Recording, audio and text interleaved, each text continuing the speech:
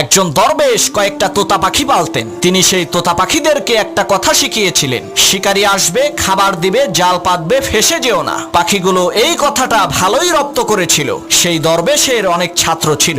যখনই কোনো নতুন ছাত্র আসতো, তখন দরবেশ সেই ছাত্রের হাতে কিছু দানা আর জাল দিয়ে বলতেন, ওই গাছে থাকা তোতা পাখিগুলোকে ধরে নিয়ে আসো। ছাত্রটা পাখি ধরার জন্য গাছের কাছে যাওয়ার সাথে সাথে পাখিগুলো বলতে শুরু করত, শিকারী আসবে, খাবার দিবে, জাল পাতবে, ফেসে যেও না। পাখির কথা শুনে ছাত্ররা হতাশ হয়ে বলতো, এই পাখি ধরা কখনোই সম্ভব না, কিন্তু উস্তাদের হুকুম, পাখি তো ধরতেই হবে, এজন্য জাল ফেলতো। অবাক করা বিষয় হলো, জাল ফেলার সাথে সাথে পাখিগুলো জালে আটকে যেত। এর মানে হলো পাখি জানে না খাবার মানে কি, জাল মানে কি, আর ফেসে যাওয়া মানে কি। ঠিক একই ভাবে ওই তোতা পাখির মতো আমরা মন্ত্রমুগ্ধ হয়ে সুর করে কোরআন তেলাওয়াত করি, কিন্তু শয়তান জাল ফেলার সাথে সাথে আমরা শয়তানের জালে ফেসে যাই, কারণ আমরা কোরআনের অর্থ জানি।